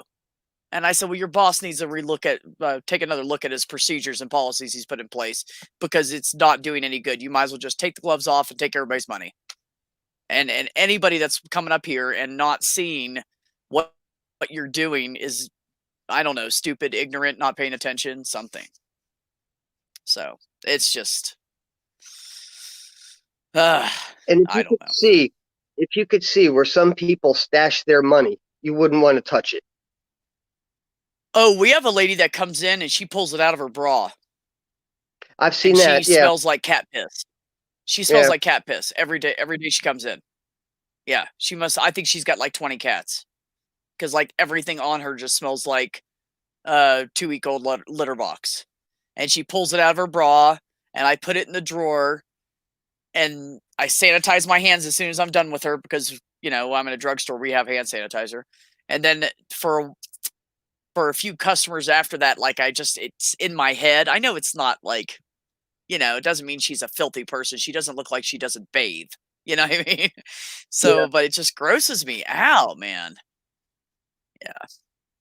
I remember one time I was sitting at a bar and a couple of guys came in straight off the basketball court. So they didn't have their wallets on because they had shorts on.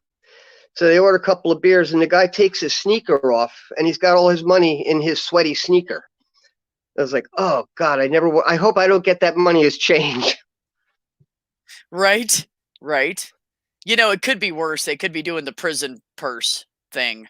I'm telling you, I take that money from that one lady, but if I wasn't anybody going to bring up else, because she comes in there.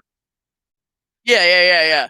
She comes in there every day. So I take the money from her because, she's just a regular customer. She spends a lot of money in the store.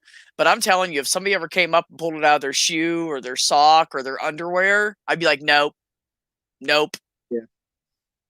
Go to Walgreens and buy your shit. I don't care. Don't come here to our little pharmacy. I'm not. Oh yeah, good, nerdy. That's good. Yep. That's the place to keep it.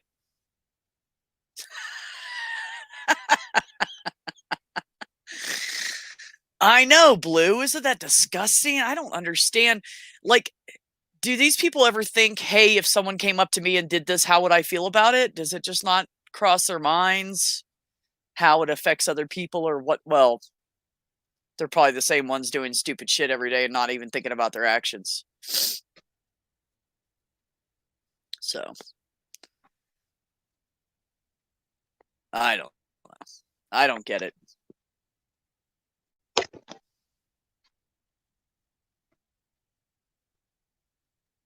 And, being that I was a truck driver for many years, I used to, I'd be heading into the bathroom and I'd see other truck drivers coming out of the guys' room as I'm heading into the women's room. And they'd come out and their hands would be black and filthy. And I'm like, okay, so apparently you walked in there like that. And then you touched whatever you touched like that. And then you didn't wash your hands. That's why shit like what's going on, the vid, as I call it, is getting spread. It's shit like that.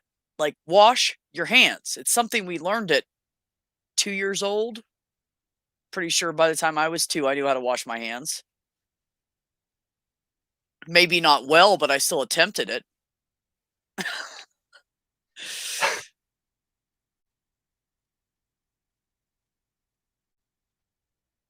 See, there you go, Amiga. That's how you handle it right there. That's how you handle it. What do you say? Yeah, I I've can't had see people come up to me and say, oh, he said we get our, Amiga. I don't know if Amiga's male or female, honestly. But anyways, we get our food delivered. My son takes any money for the tip and sprays it with alcohol, lets it dry, stuffs it into a fresh envelope for the delivery people. And that's the smart way to do it. You're protecting yourself and the next guy that's going to touch that. Because let's be honest, any money that's not fresh, new from the bank, you can find feces and cocaine and piss and all kinds of stuff on. So I tried to get my company to quit taking cash, but they wouldn't, because we have people that come in and pay their rent through our place, and they have to, and buy gift cards, and they have to pay cash for it. Like, what kind of shit is that? So all these places that run all these different apartment buildings and stuff in the area said, oh, we don't want to touch your money or your checks or your whatever anymore. So you have to go pay cash and give the people down there your nasty, disgusting money. So we don't want to touch it. I've had the same Thanks, $6 in my wallet for over 2 months now. Oh, I think it's safe. But it's the same money. I got no place to spend it. We've been like, teaching. I've been doing my teaching through Skype. So the people that I work for have been paying me through Venmo. My wife's been doing the shopping. Right. So we're kind of like a cashless household now. Yeah, there's nothing wrong with that. I use my card everywhere, and my card has that little Wi-Fi thing on it. Like you could do like Apple Pay with your phone. So you just hold it over top of the credit card machine and it reads it. And I don't have to touch shit except for, well, a couple That's places good. You that don't don't have have to that. swipe But or anything. yeah, you just hold it over top of where it shows like Apple Pay or the little Wi-Fi symbol, depending on the credit card machine. You just hold it about that close to it, and it just reads it. And then, you put it back in your pocket. I don't have to sit there and punch numbers and touch screens and all that shit. So I love it. I just usually buy most of my stuff at work, honestly, because I just, it's convenient, and I don't have to go to these other stores and deal with crazy people hoarding beans and tomato sauce or whatever they're hoarding this week. Do you get an employee discount? Oh yeah, we get well, here's the shitty thing. We don't get a discount off of sale items. But we get Well, that's 20% off understandable. of anything in the store. Yeah, but on the flip side of that, the stuff that's on sale is usually on sale for at least 20% or more off. So it kind of balances out. I just wish I could get an additional discount because I'm a tight ass. And they don't give that to us. I agree, Brainbug. Cash is archaic, and we do need to see. The problem with that is if you phase it out altogether, you have people that are like homeless people. They have no checking accounts. They can't come in and buy food or deodorant, or I wish half of them would buy deodorant. But people that can't afford to have a checking account and it's their hand to mouth, then they would never be able to buy anything if we all switched to credit cards. So yeah, so that's the problem with that. You're eliminating those people that can't, don't have enough money to open a checking account and keep it going. You're eliminating them being able to purchase anything. So kind of a catch-22.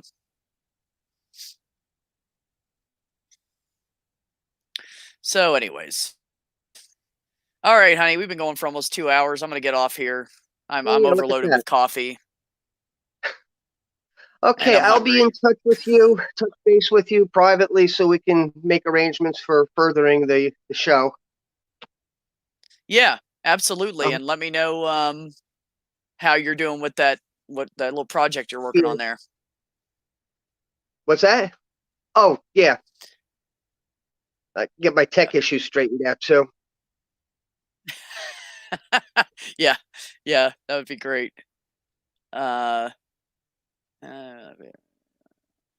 Yeah, exactly, Amiga. I agree totally. That's what I was saying. Those people they go out on the street, they beg money, and then they walk in and buy food with that money. So, Amiga, do you need me to come back on later? You can always jump on a stream with me. You're always welcome. I think I've seen you around enough that I trust you. So, and you're one of my favorite shills next to Dave, anyways. So. Love the show. Yeah, Amiga's great about that. Always got my back. So. All right, bye guys. Bye Blue, Amiga, Brainbug. I know Dave's in there somewhere, Nerdy, wherever the hell you are. And thanks for coming on, Nils. I always appreciate the good talks with you, buddy. So. Enjoyed it as well. Maybe I'll see you later at Girls Night In. Oh, yeah. Is that tonight? Yes, Sweet. It is. All right, bye-bye. Sweet. Well, I'll be there. Peace out, everybody. Bye.